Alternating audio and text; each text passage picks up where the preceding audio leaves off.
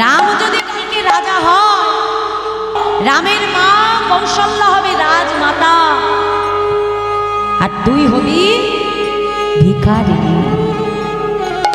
তোকে যদি একবার আদেশ করে বলে, হ্যাঁ রে কইকেয়ী, আমার পায়ে একটু তেল মাখিয়ে দিয়ে যা তো, ভালো লাগবে সতীনের পায়ে তেল মালিশ করে দিতে? শুনে রাখো, তুমি যেমন যেমন ঘরের কন্যা নও, তুমি হলে কেকয় রাজার কন্যা কইকেয়ী। আর রাজকন্যা হয়ে যদি তুমি দাসীপ্রীতি করো, সেটা তোমার ভালো লাগবে? যেই না বলেছে সঙ্গে সঙ্গে সেই কইকেয়ীর মনে রামের প্রতি যত ভালোবাসা ছিল মা এক মুহূর্তে কিন্তু দূর হয়ে গেল। যেই রাম ছিল তার প্রাণের অধিক প্রিয়, এক মুহূর্তে সেই রামচন্দ্র হয়ে গেল তার চোখের শত্রু। অভিমান করতে এসে দরজাটা বন্ধ করে দিয়ে ওই কইকেয়ী যখন নিরজনে বসে আছে, এমন সময় রাজা দশরথ তিনি লক্ষ্য করলেন যে তার সব রানীর ঘরে আলো জ্বলে, কিন্তু কইকেয়ীর ঘরে আলোটা বন্ধ করা আছে। দরজায় এসে ডাক দিয়েছে, কইকেয়ী, কইকেয়ী। যেই না ভেতরে প্রবেশ করেছে, দেখে কইকেয়ী অভিমান করে বসে আছে। এ কি কইকেয়ী, কালকে তোমার প্রাণের পুত্র রাম রাজা হবে, আজ তুমি অভিমান কক্ষে বসে আছো, কি হয়েছে তোমার? মহারাজ, আপনি বুঝি আমাকে সুখী দেখতে চান? নিশ্চয় চান। তাহলে কথা দিন মহারাজ, আজ আমি আপনার কাছে যা চাইবো আপনি আমাকে তাই দেবেন। বলো কইকেয়ী, বলো তুমি আমার কাছে কি চাও? শুনুন মহারাজ, দুইবার আমি আপনাকে মৃত্যুর মুখ থেকে ফিরিয়ে এনেছি।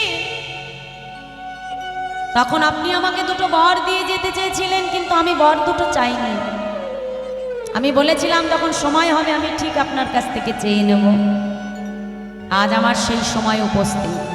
মহারাজ, আজ আমি আপনার কাছে যা চাইব, আজ আপনাকে কিন্তু সেটা আমাকে দিতে হবে। বলো কইকেয়ী, বলো তুমি কি চাও? শুনুন মহারাজ, আমার প্রথম বরে আমি চাই যে আগামীকাল রাজা হবে, তবে আপনার জ্যেষ্ঠ পুত্র রাম নয়, রাজা হবে আমার পুত্র ভরত। কইকেয়ী, তুমি কি বললে কইকেয়ী? আমি জানতাম রামকে যদি অধিক কেউ ভালোবাসে তবে সেটা তুমি কইকেয়ী। আর আজ কিনা তুমি এই সিংহাসনের লোভে তুমি তোমার পুত্রকে সিংহাসনে বসাতে চাইছো। বেশ, তাতে আমার কোনো দুঃখ নয়। ভরত আমারই পুত্র, রামও আমার পুত্র। দ্বিতীয়বার তুমি কি চাও বলো কইকেয়ী? শুনুন মহারাজ, আগামীকাল সূর্যাস্তের পূর্বে 14 বছরের জন্য রামকে বনবাসে চলে যেতে হবে। কথাটা শোনবা মাত্র রাজা দশরথ আছাড় খেয়ে পড়লেন মাটিতে। কইকেয়ী, তুমি কি বলছো কইকেয়ী? এই বর তুমি আমার কাছে চাইতে পারো না কইকেয়ী। কেন জানো? কোন সন্তান যখন বড় হয়ে যায়, পিতামাতা তার নিজের শক্তি, নিজের ইচ্ছে সন্তানের উপর চাপিয়ে দিতে পারে না। আগে রামের কাছ থেকে আমাকে অনুমতি নিতে হবে। রাজা দশরথ তখন তার পুত্র রামকে ডাক দিয়েছে, রাম, রাম, পিতা, আপনি আমাকে ডেকেছেন পিতা? হ্যাঁ রাম, আজ তোমার পিতা তোমার কাছ থেকে দুটো, তোমার মা আমার কাছ থেকে দুটো বর চেয়েছে না, আর আমি তাকে অজান্তে বর দুটো দিয়ে দিয়েছি। এখন আমার কথা যদি কেউ রক্ষা করতে পারে সেটা হলো একমাত্র তুমি। কেন জানো? রঘুকুল রীতি সদা চলে আই, প্রাণ চলি যাই তবু বচন না যাই। কথা যখন আমি দিয়েছি সেটা তো আমাকে রাখতেই হবে রাম। রাম, তোমার বিমাতা আমার কাছ থেকে দুটো বর চেয়েছে বাবা। প্রথম বরে চেয়েছে আগামীকাল রাজা হবে, তবে তুমি নও, রাজা হবে তোমার ভাই ভরত। আর আগামীকাল 14 বছরের জন্য তোমাকে যে বনবাসে চলে যেতে হবে। পিতা, মা তো আমার মঙ্গল করে দিল পিতা। একধারে আমার ভাইকে রাজ্য দান, বনে গিয়ে যোগী মুনি ঋষির সঙ্গ করা, সাধুগুরু বৈষ্ণবের চরণ লাভ করা। পিতা, এ জগতে আমার মতো ভাগ্যবান কজন হয় আপনি বলতে পারে? পিতা, আপনি যদি চান তবে এই দেহটা সিংহাসনে বসবে, আর আপনি যদি আদেশ করেন তবে এই দেহটা বনবাসে চলে যাবে। আপনি কোনো চিন্তা করবেন না, আমি কথা দিলাম কাল সূর্যাস্তের পূর্বে আমি 14 বছরের জন্য বনবাসে চলে যাব। প্রভাত হতে না হতে প্রভু রামচন্দ্র যখন বনবাসের উদ্দেশ্যে গমন করল মা, সঙ্গে সঙ্গে ভাই লক্ষ্মণ, স্ত্রী সীতা দেবী এসে প্রভুর চরণ দুখানা জড়িয়ে ধরেছে। স্বামী, আমার পিতামাতা কখনো আমাকে এমন শিক্ষা দেয়নি যে আমার স্বামী যাবে বনবাসে আর আমি থাকবো স্বর্ণ পালঙ্কে শুয়ে।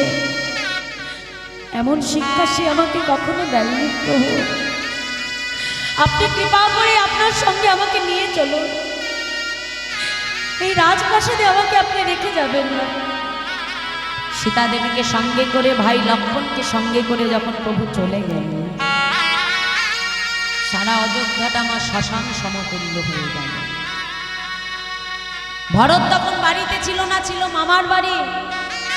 দাদার রাজ্যাভিষেক হবে বলে আজ আনন্দে ফিরে এসে দেখছে সারা অযোধ্যা শ্মশান হয়ে গেছে। মা, কারোর মনে কোনো সুখ নাই। অযোধ্যাবাসীকে ডেকে ডেকে বলছে, অযোধ্যাবাসী, আমার অযোধ্যার এমন দশা কে করেছে? আমার অযোধ্যার এমন দশা কেন হয়েছে? অযোধ্যাবাসী ডেকে বলছে, ভরত, এই প্রশ্নের উত্তর যদি তোমাকে পেতে হয় তুমি তোমার মায়ের কাছে যে জিজ্ঞাসা করো। আজ তোমার এক মা হতে আমাদের সারা অযোধ্যার সর্বনাশ হয়ে গেছে। বলো, যাও যাও তোমার মাকে যে জিজ্ঞাসা করো কেন করলো আমাদের এমন দশা। ছুটে এসেছে মা। এ আমি কি শুনছি মা? তুমি সিংহাসনের লোভে আমার দাদাকে তুমি বনবাসে পাঠিয়েছো মা। তুমি কি করেছো মা? এ জগতে সন্তান, পিতামাতা যদি কোনো অপরাধ করে সন্তানকেই তার প্রায়শ্চিত্ত করতে হয়। তুমি যেমন দাদাকে বনে পাঠিয়েছো, আমি নিজে গিয়ে আমার দাদাকে বন থেকে ফিরিয়ে আনবো মা। তোমার পাপের প্রায়শ্চিত্ত আমি নিজে করব মা। ভরত বিলম্ব না করে সেই ত্রিকুট পর্বতে এসেছে প্রভুকে ফিরিয়ে নেবে বলে। দাদা, তুমি কৃপা করে একবার আমার সঙ্গে ফিরে চলো দাদা। তুমি যদি মনে করো দাদা, মায়ের সঙ্গে পরামর্শ করে আমি তোমাকে বনবাসে পাঠিয়েছি, এই কথাটা ভাববার আগে যেন আমার মৃত্যু হয়ে যায় দাদা। দাদা, তুমি কৃপা করে আমার সঙ্গে ফিরে চলো দাদা। শোনো ভরত, আজ তুমি আমাকে যতই বলো আমি তো ফিরে যেতে পারবো না। কেন দাদা? আমি যে বাবাকে কথা দিয়েছি 14 বছর পূর্ণ না হওয়া পর্যন্ত আমি অযোধ্যায় ফিরবো না। ভরত, তুমি ফিরে যাও। বেশ দাদা, আজ যদি তুমি ফিরেই না যাও তবে তোমার চরণের পাদুকা দুখানা তুমি আমার মস্তকে তুলে দাও দাদা।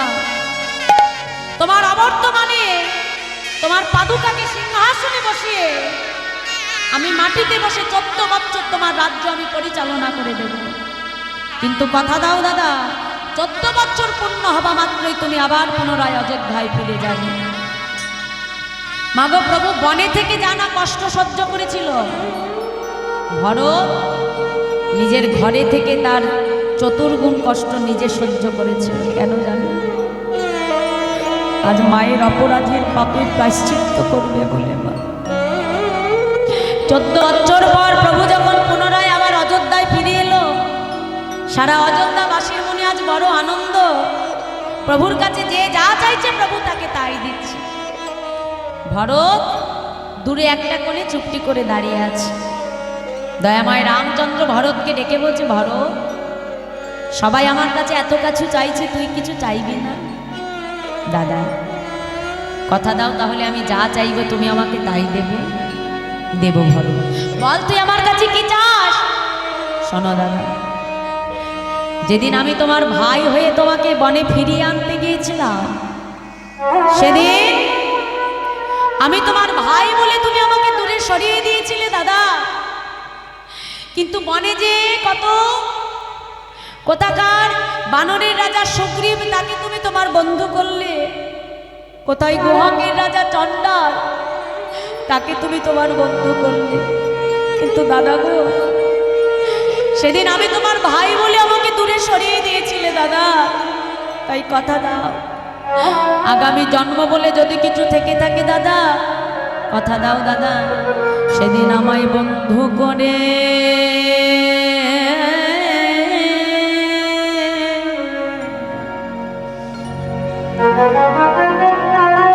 তুমি জানো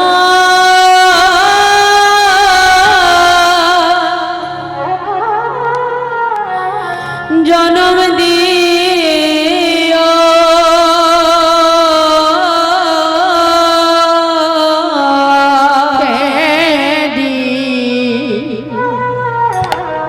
আমায় বন্ধু করে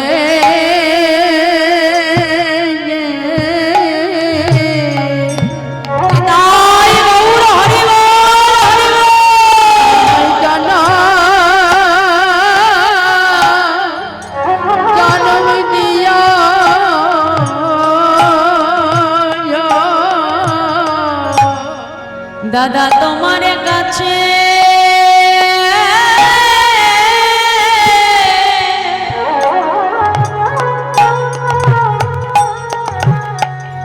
আমার এই নিবেদন,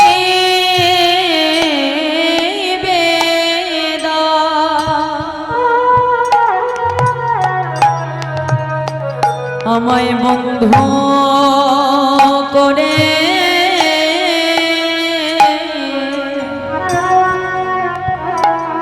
তুমি জানো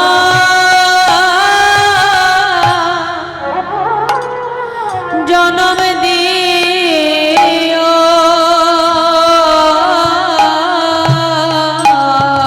দাদা তোমার কাছে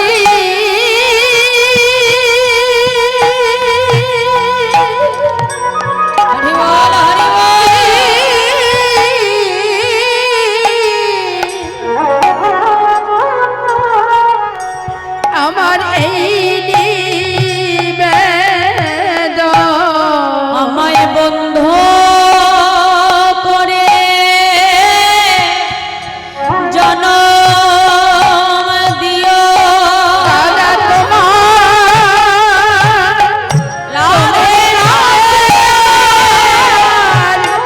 এই নিবেদন যেন চরণ সেবা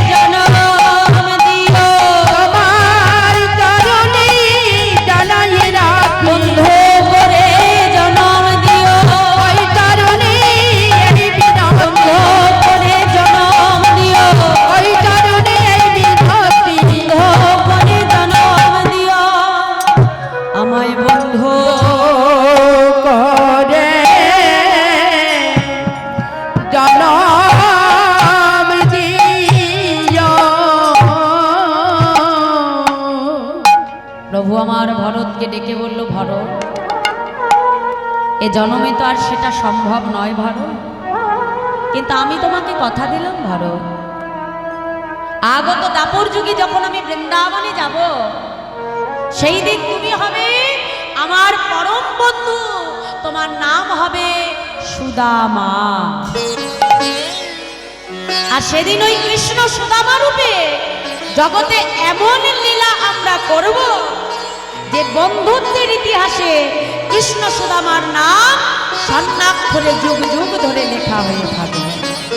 তাই মাগো, সত্য যুগে যিনি ছিলেন প্রদ্যুম্ন, ত্রেতা যুগে তিনি হলেন ভরত, আর দাপর যুগে তিনি হলেন আমার গোবিন্দের পরম বন্ধু, যার নাম হলো সুদামা। তাই আজ সেই সুদামাকে সঙ্গে লয়ে যমুনা পুলিনে আমার গোবিন্দ বিনোদ খেলা করছে। কেমন করে মহাজন তিনি পদাবলিতে কলম দিয়ে বলছে, দেখো দেখো, আজ খেলত খেলত খেলত, আজ খেলত খেলত খেলত, আজ খেলত খেলত খেলত, আজি খেলত খেলত খেলত, আজ খেলত সুন্দর খেলত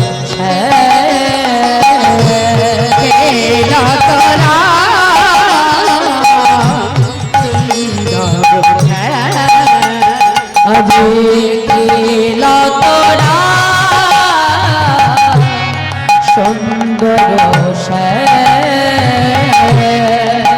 খেলত সুন্দর মোহন মূরতি মধুর মোহন সুন্দর হরে রাম রাম রাম রাম রাম কানা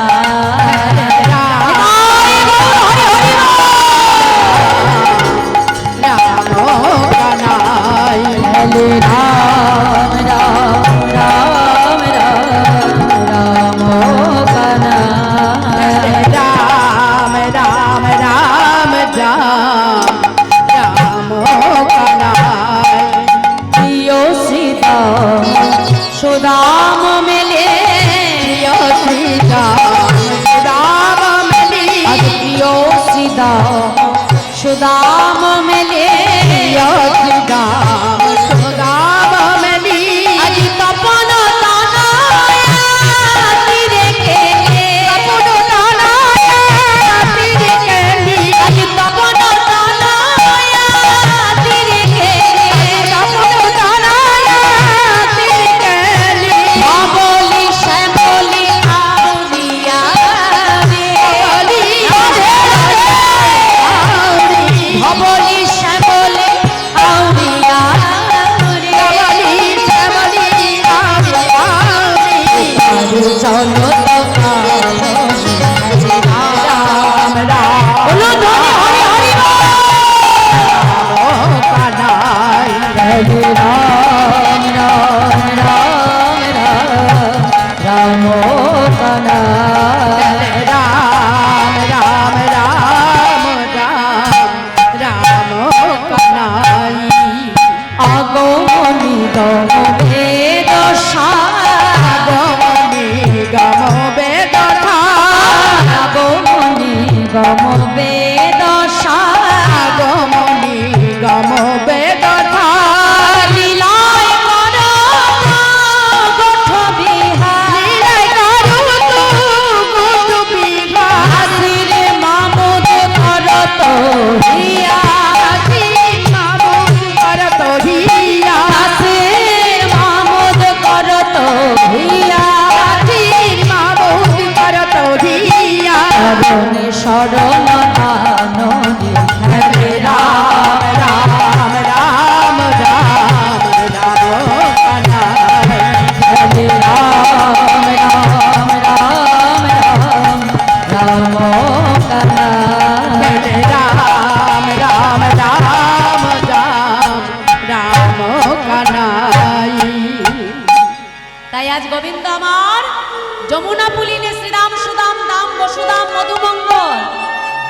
দাদা বলরাম সকলকে সঙ্গে নিয়ে প্রভু আমার বিনোদ খেলা খেলছে। খেলতে খেলতে হঠাৎ করে শ্রীরাম সখা কানাইকে এসে বলছে, এই কানাই শোন, আজকে আমরা একটা নতুন খেলা খেলবো। কি খেলা জানিস? ভালো পাতা আর ছেঁড়া পাতা। গোবিন্দ বলছে, সেটা আবার কেমন খেলা? বলছে, এই কানাই শোন না, ওই আমরা সবাই মিলে ওই একজনের চোখ বেঁধে দেব, বুঝতে পেরেছিস? আর প্রত্যেকে এসে সবার চোখ বাঁধা থাকবে, আর তোর কাছ থেকে একটা একটা করে পাতা সবাই তুলে নিয়ে যাবে। এবার যার পাতাটা ভালো তার কপাল ভালো, আর যার পাতাটা ছেঁড়া তার কপালটা গেল।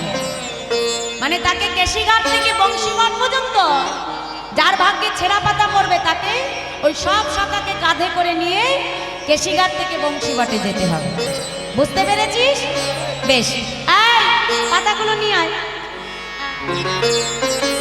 ও মাইরা, এবার সবার চোখগুলো বেঁধে দিয়েছে আমার গোবিন্দ।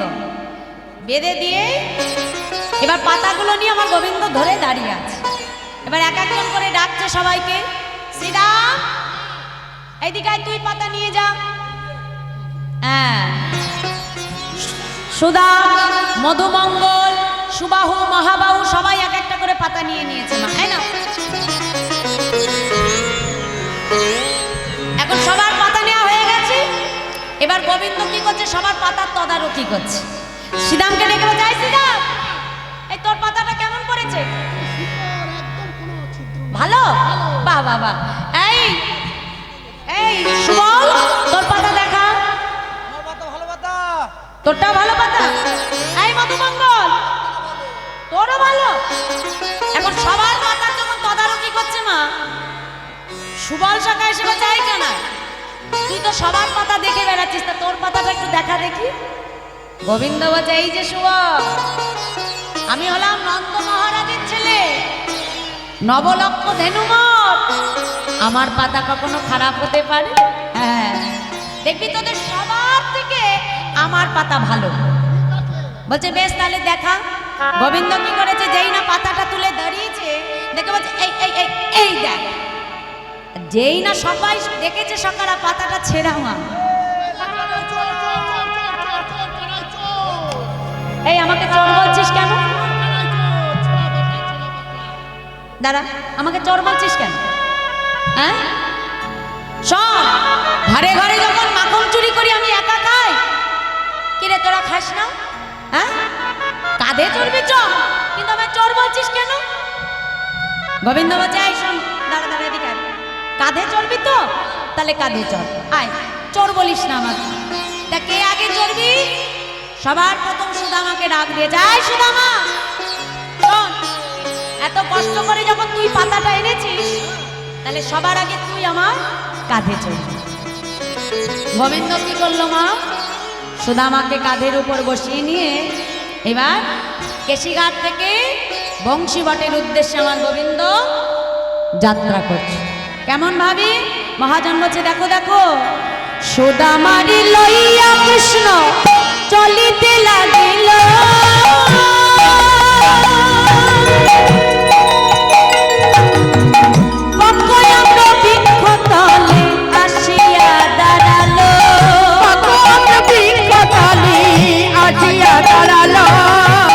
সুদামারে লইয়া কৃষ্ণ চলিতে লাগিল,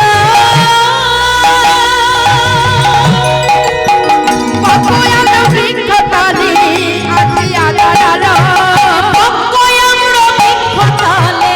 আসিয়া দাঁড়ালো।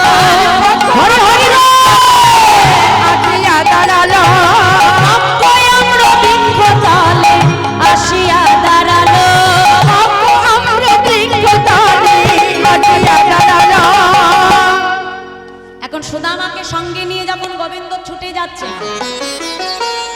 যেতে যেতে ওই গভীর বনের মধ্যে দিয়ে যখন যাচ্ছে মা, যেতে যেতে দেখছে দূর বনে একটা বিশাল বড় আম গাছ, আর সেই আম গাছে বেশ পাকা পাকা আম ধরে আছে। সুদামা গোবিন্দের কাঁধে বসে দেখতে পাচ্ছে দূর থেকে।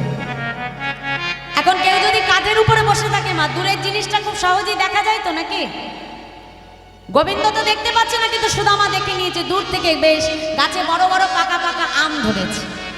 আর যেই না আম গাছের নিচে এসে দাঁড়ালো, সঙ্গে সঙ্গে কানাইকে ডেকে ডেকে বলছে, এই কানাই শোন শোন, কানাই দাঁড়া রে দাঁড়া রে, কানাই দাঁড়া রে দাঁড়া রে, ও কানাই দাঁড়া রে দাঁড়া রে, ও কানাই দাঁড়া রে দাঁড়া রে, দেখ পাকা পাকা আম ফলেছে, দাঁড়া রে দাঁড়া রে, আর পাকা পাকা আম ফলেছে, দাঁড়া রে দাঁড়া রে, কৃষ্ণ সেবায় লাগবে বলে, দাঁড়া রে দাঁড়া রে, আর কৃষ্ণ হরি হরি বল।